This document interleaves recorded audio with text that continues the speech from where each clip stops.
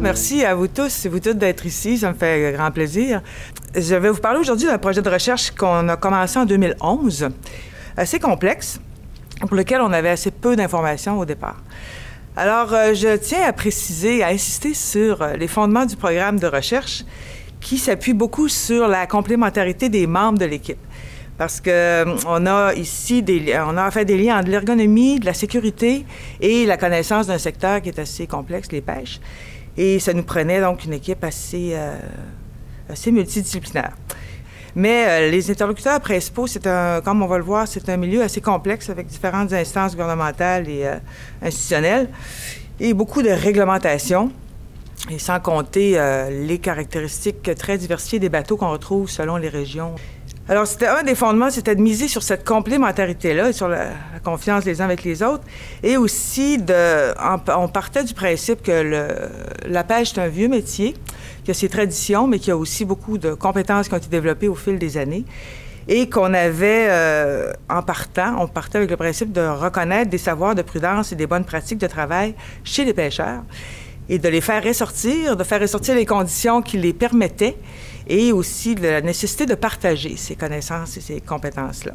Donc, c'est sûr qu'on se fait dire aussi que la pêche est un vieux métier, puis il y a des gens à qui on peut demander pourquoi vous faites ça de telle et telle façon, expliquez-nous. On peut se faire répondre, bien, ça a toujours été fait comme ça. Ça existe aussi. Mais de notre côté, compte tenu de la méthodologie qu'on a retenue, des données qu'on avait, on était en mesure de questionner avec des vidéos, avec des connaissances qui sortaient de la littérature scientifique, mais aussi de nos observations, de questionner et de mettre en lien différents pêcheurs pour avoir un point de vue intéressant sur les aspects de sécurité et de bonnes pratiques. Et là-dessus, on en est très fiers. Ce qui a fait démarrer tout ce processus-là, on parle d'événements déclencheurs, soit le décès de 2 pêcheurs lors de l'année de pêche 2010 et 2011, donc des pêcheurs de homards ici dans le golfe du Saint-Laurent. Et ces événements-là sont dramatiques. Ça faisait depuis l'an 2000 qu'on n'avait pas constaté de décès dans l'industrie de la pêche. Et ça a été 2 années consécutives. Et comme contexte aussi, bien, on a une multitude d'intervenants qui ont à voir avec la sécurité et la prévention et la ressource des pêches. Alors, la CSST en tant que telle, qui était très concernée justement suite aux 2 décès qui s'étaient produits, on retrouve Pêche et Océan Canada qui gère surtout les pêches, les permis de pêche. Transport Canada pour tout ce davantage qui concerne la circulation sur l'eau, les bateaux et les règles de sécurité sur les bateaux. Transport Canada, dans les écoles de pêche et les associations régionales de pêcheurs. C'est les principaux intervenants avec qui on s'était entretenu, qu'on a essayé de faire participer au comité de suivi. Alors, un mot sur le contexte des chutes par-dessus bord. Alors, moi, je suis spécialiste en ergonomie. On s'intéressait davantage aux chutes par-dessus bord ici, compte tenu de ces accidents dramatiques qui s'étaient produits et de l'intérêt que l'Institut de recherche en santé et sécurité du travail et la CSST y voyaient. Donc, il faut penser à partir de maintenant davantage en termes d'analyse de risque et de sécurité. Et le contexte des chutes par-dessus bord ici, on sait qu'on peut comparer certains éléments de la pêche avec celles qui se pratiquent à l'est des États-Unis ici. On retrouve aussi des décès aux États-Unis, de l'ordre de 18 décès en 9 ans. Et dans les décès, souvent, dans les statistiques, on retrouve 30 à 40 % de décès associés à des désastres marins, on dit, donc des bateaux qui échouent, etc. Mais dans ce cas-ci, on sait qu'il y avait 11 décès sur 18 associés à des chutes par-dessus bord. Alors, les causes principales des chutes, des glissades, des pertes d'équilibre et aussi un entraînement par un engin de pêche. Un engin de pêche, ça peut être des câbles, des cordages, à l'heure qu'on va voir un peu plus tard, qui tire la ligne, ou tout autre équipement qu'on utilise pour la pêche. Donc, déjà aux États-Unis aussi, on était concernés par ce sujet-là. Et on a fait des études au Maine, des études qui vont un peu moins loin que ce que nous, on a fait, qui sont davantage des études de perception auprès des capitaines, des pêcheurs, par des questionnaires où on pose des questions. Et la prévention qui est ressortie, donc de recommandations, était davantage en termes de comportement avec les engins de pêche lors de la pêche, soit de travailler lentement, de porter attention au cordage, de garder les mains, les pieds éloignés, etc. Donc, on posait la question des pêcheurs, comment vous voyez la prévention, comment vous voyez comment on peut éviter les chutes par-dessus bord, et c'est ce qui ressortait. Et jusque-là, au Québec, on n'avait pas d'études. Alors, le contexte de la pêche de homard au Québec, et on retrouve plus de 600 homardiers. L'homardier, c'est le bateau. Et ça, c'est les données de 2011. Et les homardiers, on les retrouve surtout aux îles de la Madeleine et en Gaspésie, et en faible proportion sur la Côte-Nord. Quand on parle d'un homardier, normalement, c'est un capitaine avec un aide-pêcheur.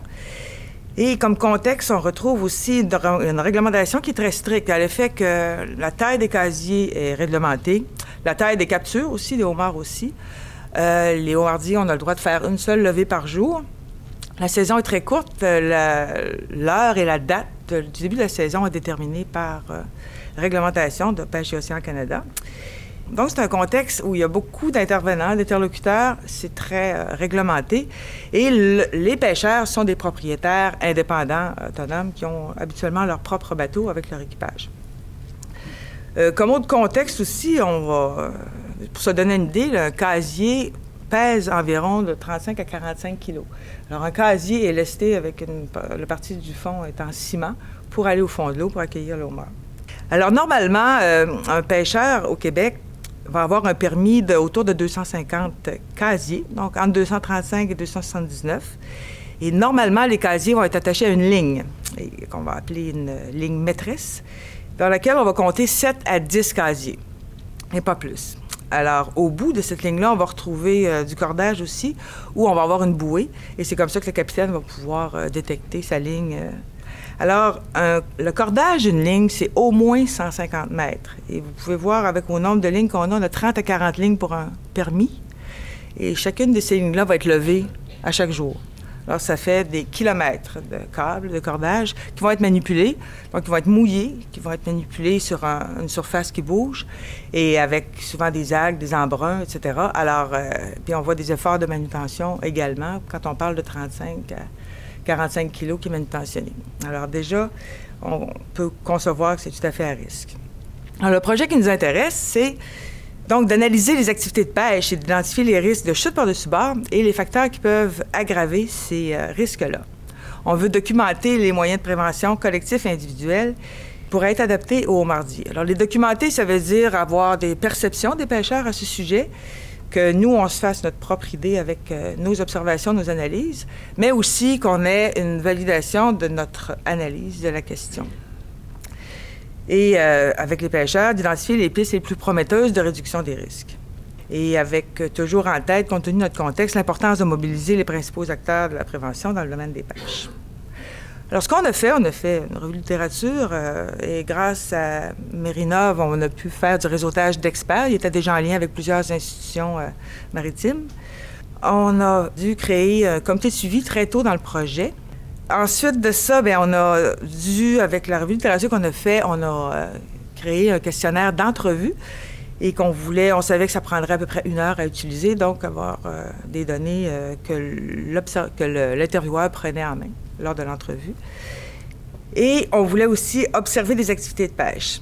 Et là, grâce au travail de Mérinov sur le terrain, on a réussi à avoir la participation des capitaines de 7 bateaux et leur équipage, de façon à avoir 3 jours de pêche par bateau où on pouvait faire des observations. 4 bateaux aux îles de Madeleine et 3 bateaux en Gaspésie. L'idée d'avoir les régions représentées, c'est parce que ça représente aussi des types de bateaux. Les bateaux aux îles de la Madeleine sont plus gros et en Gaspésie sont plus petits. Puis on retrouve, selon nos catégorisations, 3 types de bateaux. Et aux îles de la Madeleine, on retrouve surtout un type et en Gaspésie, 2 autres types plus petits. Ensuite, avec ces données-là, on a fait l'analyse des activités et des risques qu'on retrouve de la pêche. Et comme je le disais tout à l'heure, c'était très important pour nous de valider cette information ainsi que l'analyse qu'on en faisait. Et il a été possible de faire 2 rencontres, une aux îles de la Madeleine, une à Gaspésie. Chaque rencontre d'1 journée et demie avec l'ensemble de notre matériel qui provenait des questionnaires, des observations, notre analyse pour voir si on avait une bonne idée de la situation et qu'est-ce qui pouvait ressortir au niveau collectif aussi de l'analyse de ces données-là. Parce ce qui est intéressant en ergonomie, c'est qu'on a, nous, on va sur chaque bateau, les pêcheurs se voient OK, mais se voient rarement travailler les uns les autres. Alors ici, on avait un potentiel formidable de données où, dans une rencontre, on avait plusieurs équipages qui commentaient un autre équipage. Et c'était très, très intéressant pour tout le monde. Les pêcheurs étaient très étonnés parfois, très heureux de voir aussi comment d'autres façons de faire pouvaient exister et ça pouvait porter beaucoup à de la réflexion de leur part, dont on a pu profiter. Alors, ce qui était majeur au départ, c'est de dire qu'est-ce que la pêche, comment on découpe l'activité pour essayer d'être représentatif des risques qu'on y trouve. Alors, on s'est aperçu qu'il y avait, dans la pêche au homard, 2 moments très, très particuliers qui ne sont pas d'égale longueur sur le calendrier. D'abord, l'ouverture de la saison de pêche qui a ses particularités et la pêche régulière. L'ouverture de la saison de pêche, c'est une journée et c'est la journée qui a été décrétée par les instances gouvernementales de réglementation pour dire cette journée-là, à telle heure, la pêche ouvre. Et ça veut dire que pendant cette journée-là, les pêcheurs vont vouloir avoir un bateau le plus performant possible, avec le plus de casiers possible pour aller au fond de pêche qu'ils ont sélectionné, pour aller déposer leur casier. On parle à peu près, on parlait de 30-40 lignes. Alors, c'est de partir avec le plus de lignes possible sur le bateau pour limiter les allers-retours au quai et pour avoir le bon choix des zones de pêche. Alors, un peu plus tard, j'ai parlé de la gestion, les modalités de gestion de la pêche compétitive, ça en fait partie. Ça fait partie des risques possibles qu'on retrouve et qui n'ont pas à voir à des aspects particulièrement techniques, mais que c'est comme ça que ça se passe au moment d'ouverture de la pêche. Donc, à l'ouverture de la saison, on a le chargement des casiers sur le bateau qui va se dérouler dans la semaine, dans les jours qui précèdent la date de l'ouverture de la saison. Il va y avoir le déplacement du bateau du quai à la zone de pêche, alors que le bateau est assez à pleine capacité en termes de chargement. Et rendu sur place, dans les zones déterminées par le capitaine, on va placer chacune des lignes au fond de l'eau. Alors qu'en pêche régulière, le bateau on va pouvoir y mettre certains équipements pour faciliter la pêche et on va procéder à la remontée des casiers, donc de chaque ligne à chaque jour. Et pour votre information, aux îles de la Madeleine, on travaille 6 jours semaine. En Gaspésie, c'est 7 jours semaine pour la remontée des lignes. Donc, en pêche régulière, on va remonter chaque ligne de casier. On va sortir la ressource homard, on va vérifier l'appât ou en mettre un nouveau et remettre le casier à l'eau. C'est ce qu'on pensait que c'était, la pêche, mais là, on a eu plusieurs témoignages de pêcheurs à l'effet que bien souvent, il fallait déplacer les casiers dans les zones de pêche. À savoir qu'un casier qui donne pas une ligne qui ne donne pas un bon rendement ou encore du mauvais temps qui s'en vient, on va tirer la ligne de l'eau, le mettre sur le bateau, on va se déplacer pour aller disposer la ligne à un meilleur endroit. Et cette situation-là, il y a certains pêcheurs, certaines zones de pêche où c'est très, très fréquent, d'autres, ça l'est moins. Mais c'est quand même une charge importante de travail qui prend du temps et qui se passe bien souvent avec des intempéries quand c'est pour du mauvais temps qui s'en vient. Et finalement, des tâches connexes. Alors, ce sont les repères qu'on a présentés aux pêcheurs quand on les a questionnés pour qu'ils évaluent le risque de certaines de ces opérations-là. Alors, chargement des casiers au quai, donc avant l'ouverture de la saison, on a des casiers en broche ou en bois, selon. Au moment où le bateau est relativement plein, on se déplace du quai à la zone de pêche lors de la première journée. Alors, vous voyez toutes les bouées qui correspondent aux lignes qui vont être déposées à l'eau. Et lorsqu'on se déplace, l'aide-pêcheur peut vouloir se déplacer à son poste de travail ou une fois arrivé en place. Alors, vous pouvez avoir des risques plus ou moins élevés de chute par-dessus bord ici. Et à l'ouverture de la saison, vous avez la mise à l'eau initiale en tant que telle. Et là, vous voyez un bateau chargé, l'autre à côté qui est à pleine capacité. On se doute bien que pour les premières lignes qui vont être jetées à l'eau, on n'a pas beaucoup de place pour travailler. Et quand on arrive donc à l'ouverture de la saison, on a une certaine gestion des cordages qui a été faite au moment de l'embarquement.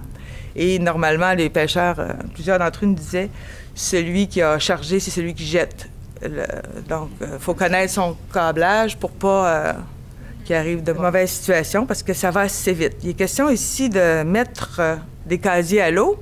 Alors, le bateau peut être à peu près arrêté ou à faible vitesse. On dépose un casier et après un certain temps, après le cordage, le deuxième, le troisième, etc., qui est déposé à l'eau. On va voir d'autres photos à ce sujet-là. Mais vous voyez déjà un peu les cordages là, à l'ouverture de la saison.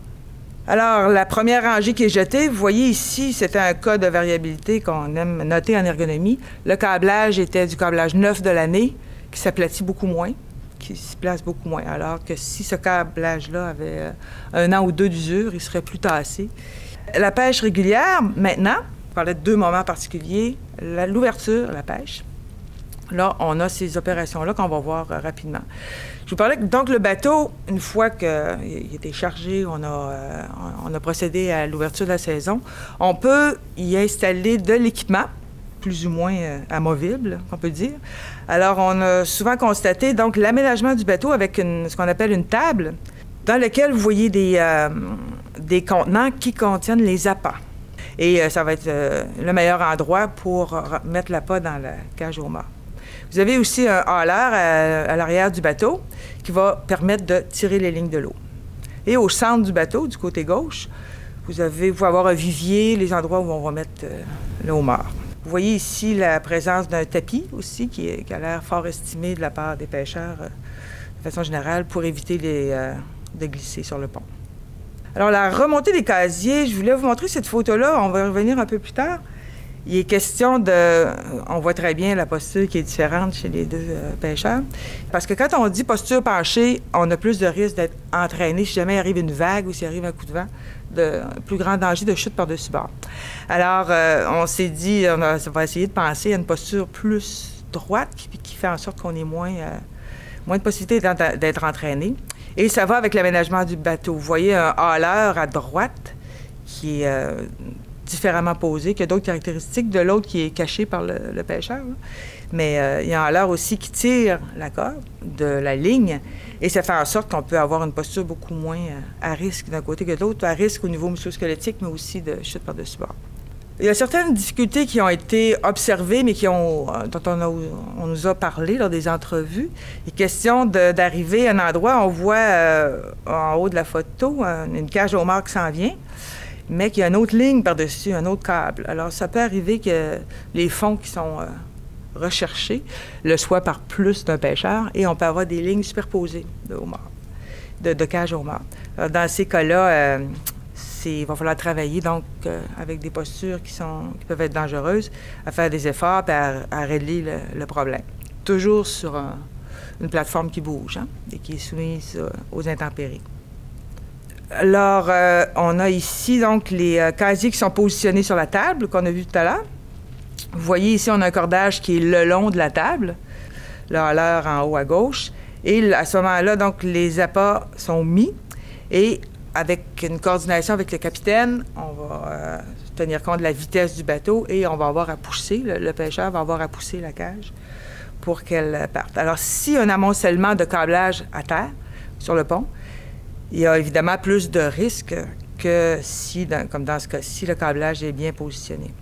Déplacement dans la zone de pêche, c'est la situation dont je vous parlais. Donc, on a une ligne à déménager pour toutes sortes de raisons. Alors, vous voyez ici qu'on peut déménager une ligne, 2 lignes, 3 lignes, donc les déplacer.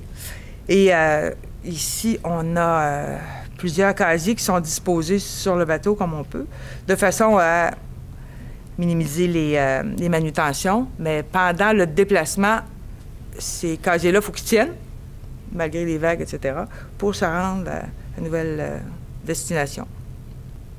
Alors, les principaux résultats qu'on a, à propos des participants en tant que tels, on a des profils des capitaines très expérimentés et des aides-pêcheurs aussi. 2 tiers d'entre eux ont 45 ans et plus.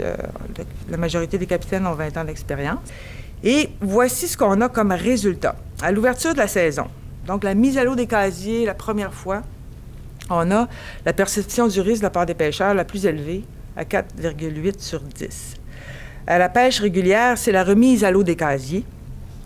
Donc, au moment où les appâts sont dans le casier, qu'on remet la ligne à l'eau. Et aussi le déplacement dans la zone. C'est les 3 situations de travail les plus identifiées comme étant les plus à risque au départ, au début de la saison. Et ensuite, on a à l'ouverture de la saison le déplacement du quai à la zone de pêche, alors que le bateau est à pleine capacité. Finalement, les 2 autres étaient moins notés sévèrement. On essayait d'avoir le plus de scénarios possibles, le plus de situations pour nous indiquer comment les risques vont se manifester. Alors, on leur a demandé s'ils avaient déjà fait une chute par-dessus bord, s'ils avaient déjà été témoins de ça ou s'ils en avaient entendu parler. L'idée, c'était d'avoir une multitude de situations possibles.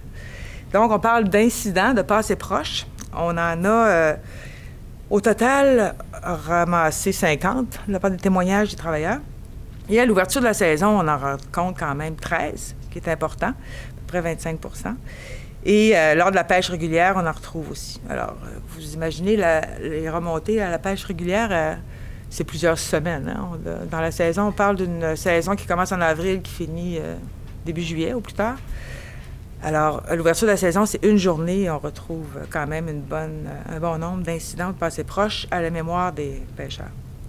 Alors, les causes qu'on retrouve, on a retrouvé 23, sur les 50, 23 cas où le cordage était vraiment en question.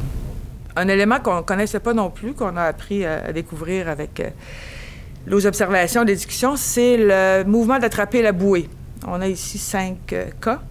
Et ça, on n'avait pas vraiment vu ça dans la littérature scientifique. C'est au moment d'arriver, proche de la ligne, où on voit la bouée. Avec une gaffe, le pêcheur va essayer d'attraper la bouée, toujours en coordination avec le capitaine et sur une plateforme mouvante. On leur a demandé d'évaluer les facteurs de risque de 1 à 10, donc de leur demander jusqu'à quel point il y avait un impact important sur la probabilité de chute par-dessus bord. J'en ai identifié certains en couleur pour la suite, là, et pour avoir une idée des catégories. Alors, on retrouve la météo qui ressortait pas mal pour tout le monde comme le plus grand facteur de risque, à savoir quand il fait mauvais, tout est pire et tout est plus dangereux. En vert, j'ai identifié tout ce qui est relatif à la main-d'œuvre, donc une question d'attitude, d'expérience, soit du capitaine et de l'aide-pêcheur, qui s'est ressorti très fortement en haut de la liste dans notre consultation. En bleu, vous avez des éléments davantage proches de l'activité de travail, de savoir comment on gère les cordages, la méthode de travail que l'équipe a, qu'on soit avec capitaine, aide-pêcheur ou 2 aides-pêcheurs et capitaine. Et finalement, les points 7 et 9 et ce qui suit par la suite, de 10 à 19, il y en a beaucoup qui sont relatifs à l'aménagement du bateau, aux aspects plus techniques. Donc, on est dans des scores qui ont eu au moins 5 sur 10. Alors, on a essayé de classer ça de la façon suivante, c'est qu'on a du côté de la main-d'œuvre, donc les éléments qui ressortent avec leurs chiffres correspondants. Du côté des bateaux équipements, ces éléments-là, avec la météo, font en sorte qu'on va travailler d'une certaine façon. Donc, on a un certain niveau d'expérience, on travaille en équipe depuis un certain temps, on travaille avec un capitaine. On a un équipement donné sur un bateau donné avec une condition météorologique donnée. On va faire en sorte qu'on va travailler d'une certaine façon. On va gérer le cordage, on va avoir une méthode de travail. Et ça va faire en sorte qu'on va développer un certain niveau de performance, d'efficacité, mais aussi on peut avoir plus ou moins de succès du côté de la sécurité et du confort.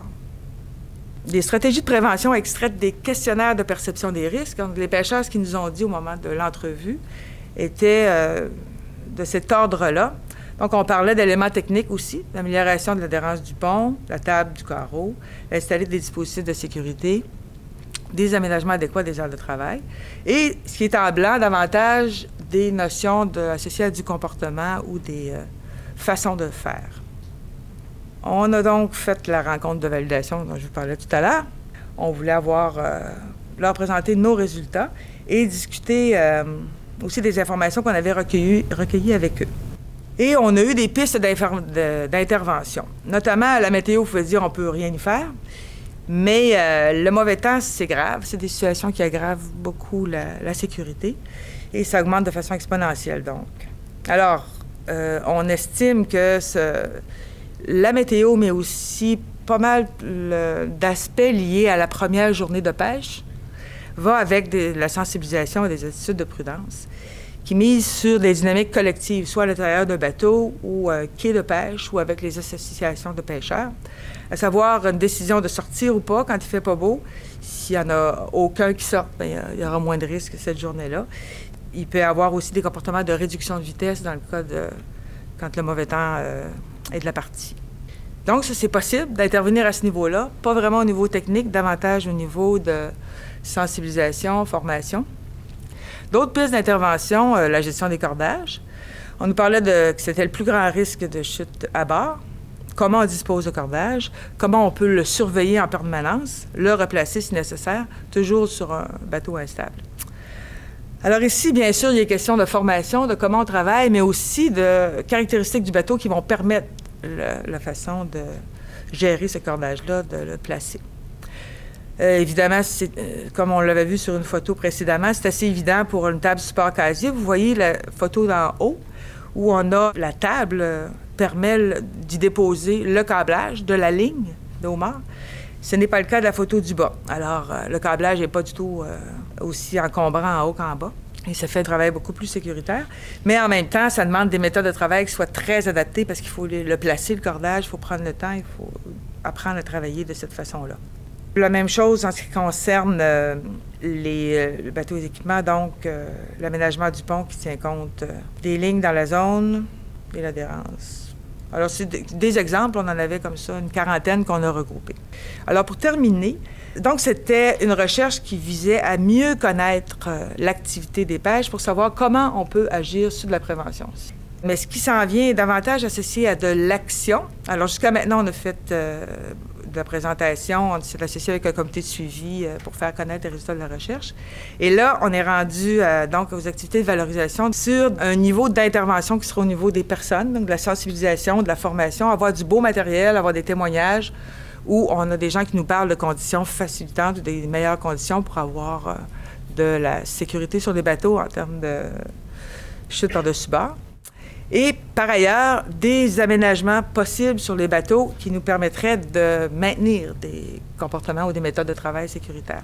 Alors, c'est la deuxième partie des actions au niveau des aménagements. C'est la phase 2 qui est en cours actuellement, qui a démarré cet automne, où on veut définir des paramètres de conception d'aménagement des postes de hauler, donc là où on tire la ligne, et la table support des casiers et les aires de circulation. Alors, l'idée, c'est d'avoir le moins de cordage possible qui puisse entrer en contact avec les pêcheurs, là, notamment sur le pont, puis d'utiliser des paramètres pour développer des bancs d'essai sur 3 types de bateaux qu'on a inventoriés suite à ce projet-là, grâce à la banque de données qu'avait Mérinov.